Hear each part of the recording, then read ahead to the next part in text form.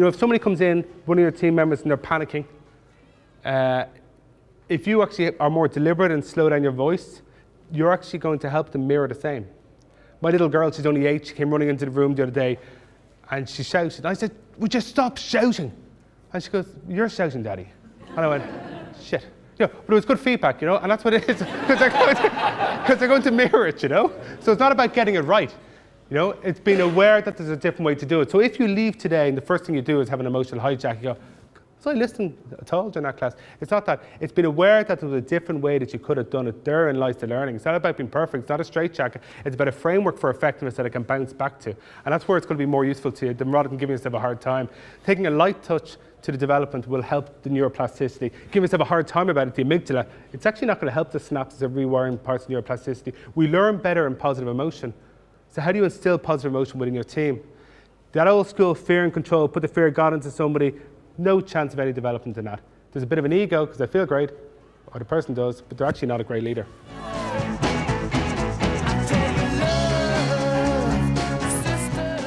Coaching in January is great because people bounce into the coaching room and they go, that's it, I'm going off red meat, I'm not drinking red wine, I'm going to bed by 8 and doing Pilates, yoga, and they have a whole list, and by Thursday they're worse than they ever were, they implode.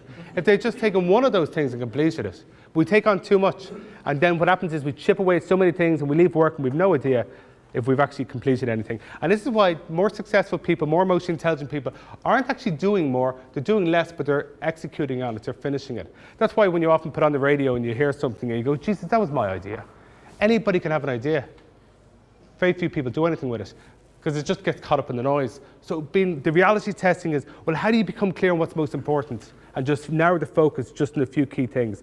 Paul O'Connell would famously say, he's great at this, I'm not great at many things, but I do a few things with excellence. Even the fact he's able to do that, he's just humble, shows how mentally tough he is.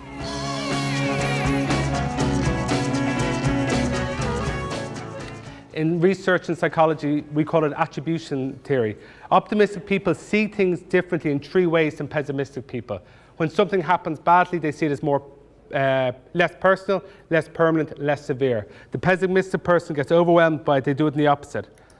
So, you know, and you'll often find that a pessimistic person will say, I'm not pessimistic, I'm just realistic.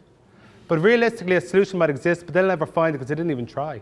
An optimistic person will look, so it's much more likely that they're being realistic. And it's a way, because if you think, when somebody comes to see somebody like me and they go, I am depressed, that's it, the whole thing, I am depressed. Rather than, to a brown arm, there's a sadness upon me, that even makes it sound like it's transient. Winston Churchill famously suffered from severe depression, but he used to say the black dog is upon me. Makes it sound like, it didn't make it go away, but it makes him be able to make a much better contribution than just being overwhelmed by it. So and Martin Seligman, who you've heard me talk about a few times, he did research in the NBA. He knows nothing about basketball, but he was able to predict year on year with his psychology students who would win from the quarterfinals up. And all he did was, he didn't even watch the games. And what he did was get the transcripts from the players and the managers that they gave to the media outlets after a game. And it's separated. So if they won or lost into pessimistic attribution style, how to refer to the game, permanent, severe, personal, and optimistic. And the ones with the more optimistic mindset as a collective of a team, and we all mirror that, we're much more likely to win, because at that level anybody can win. So it's down to mental toughness. And we mirror that. Pessimistic people are very much recruiters. You know, they want other people to come down with them. You know those? Yeah. Where optimistic people, you know, it's harder to be optimistic. It's easy. Optimistic isn't Pollyanna. It's about what we're going to do rather than just lie down with the problem, what we want instead of it. And that's leadership, because sometimes you don't even know where you're going. It's not naive, it's leadership. It's not Pollyanna, it's actually focusing on what progress looks like rather than just being paralyzed by the problem. But whatever mindset you have will greatly impact.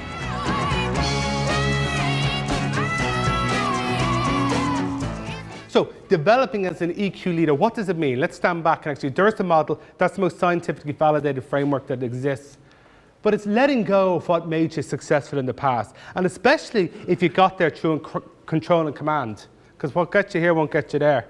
So some people will go, well, Jesus, I haven't done any of that, and look how successful I've been. And actually, there's a lot of CEOs who mightn't be great at this, but they're on the verge, on the tipping point, because what motivates knowledge-age workers and engagement, and if we're saying that the competitive advantage isn't just our products now, but sustainable competitive advantages are people, well, then it's very important.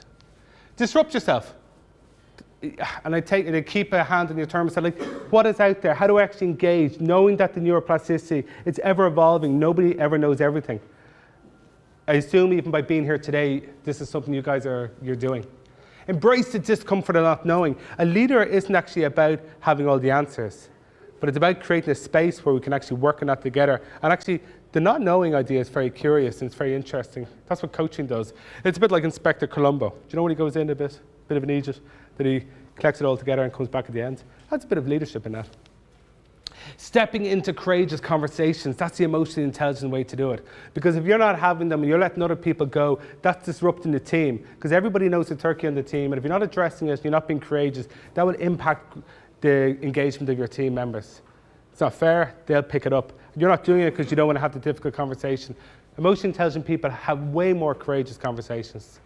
Knowing when to step in and when to step back as a leader. So you want to be able to clear the path. You don't want to micromanage, you don't want to abandon. You want to step in and step out. And that's a nice metaphor for what leadership is. Knowing when to step in and step out. Rather than always stepping in, micromanaging, always staying at the back, that's abandonment. We've got to get the right level. And then lastly, living with curiosity is a value that is essential. Being curious, that's the growth mindset that Pedro wrote about in the Sunday Business Post.